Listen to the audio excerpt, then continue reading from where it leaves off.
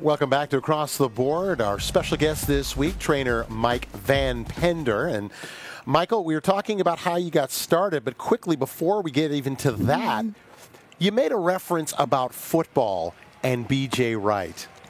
Everybody's wondering now, what are you talking about?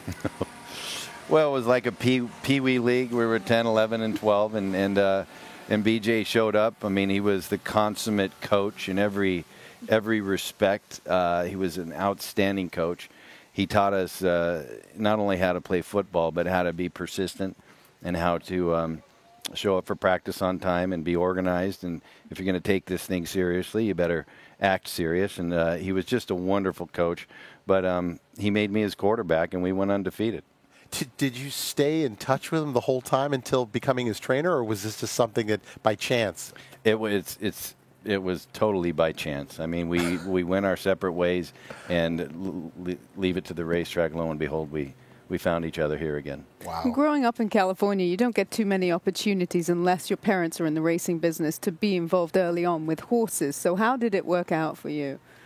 Yeah, I'm surrounded here at Santa Anita with third-generation horsemen. I walk by them every day and greet them and think again how fortunate I am to be among these great trainers and legendary families.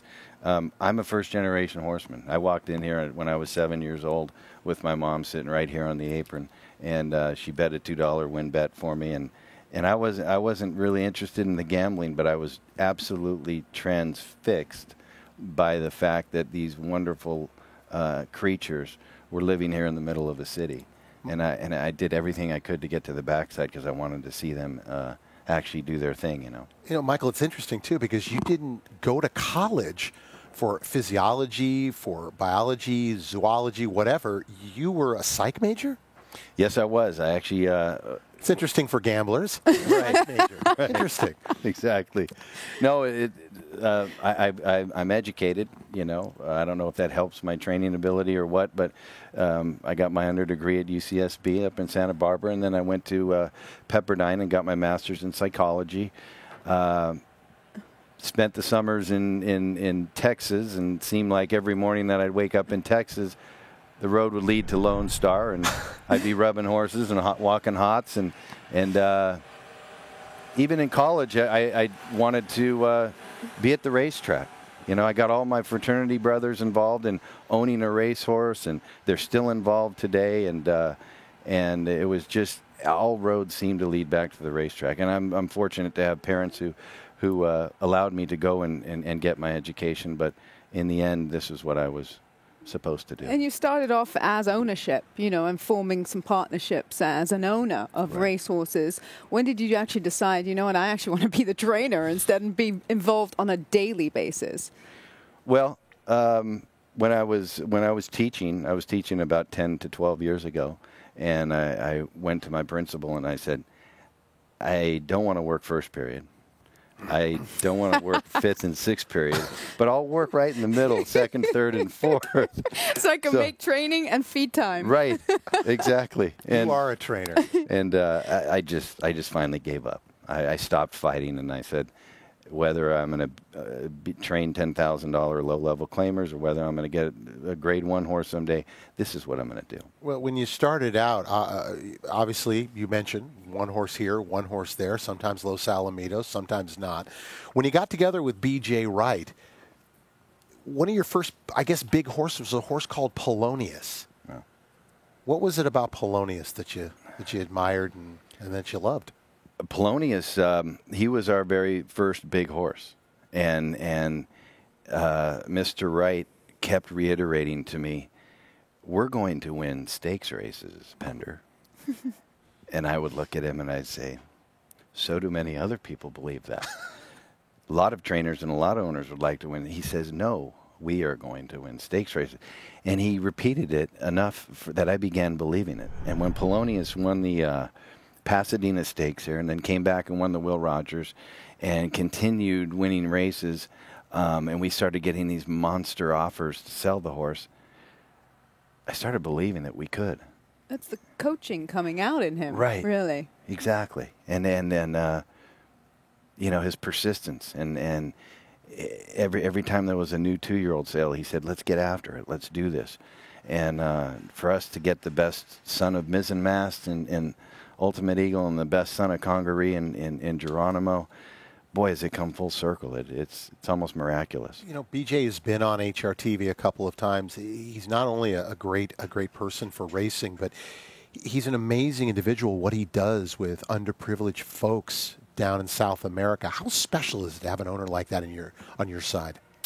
Well, my father passed away 10 years ago, and you know, in many ways, BJ and I will sit down and open up the racing forum, and we'll start handicapping and figuring out what moves we're going to make and where we're going to go, and we'll open up condition books, and halfway through the whole process, you begin to understand the person a little bit better, and you know, he just has no flaws. The man is he's a great historian of horse racing. He can take me back 30 years and teach me things about that, and then, you know, he's just a great life coach too. Now, the owner of Geronimo. Let's go back and revisit the Stroop, because the performance from Geronimo in that race, I mean, he just obliterated, you know, misremembered, horses like that. And up until that point, he'd never won a graded stakes race. What made you think he's good enough to win the Stroop?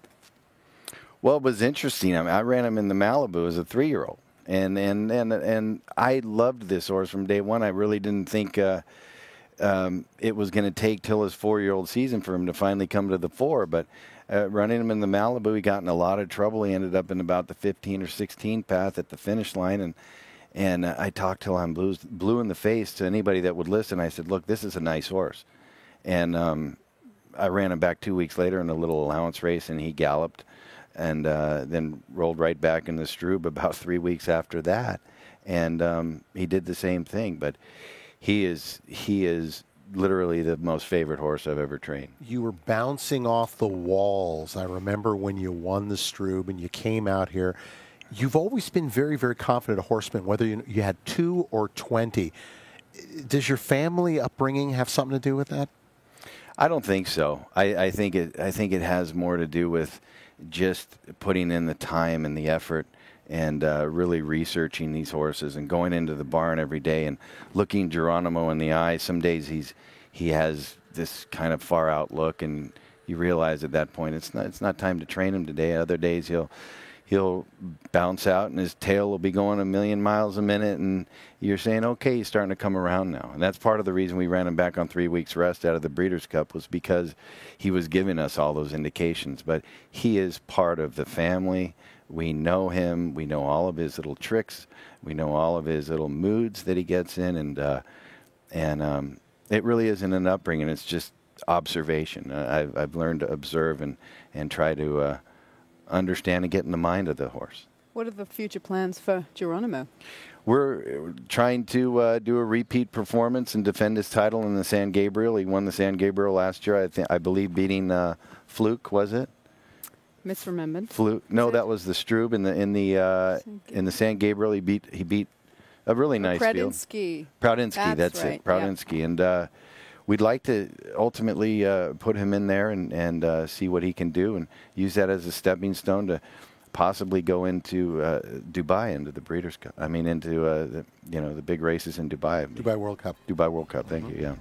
2011 has been an amazing year, to say the least. But what can we expect from 2012? Well, in our final timeout, when we return, we're going to ask Michael Pender that, and also what he does when he's not at the racetrack. We'll take our final timeout. When we return, more with trainer Mike Pender here on Across the Board.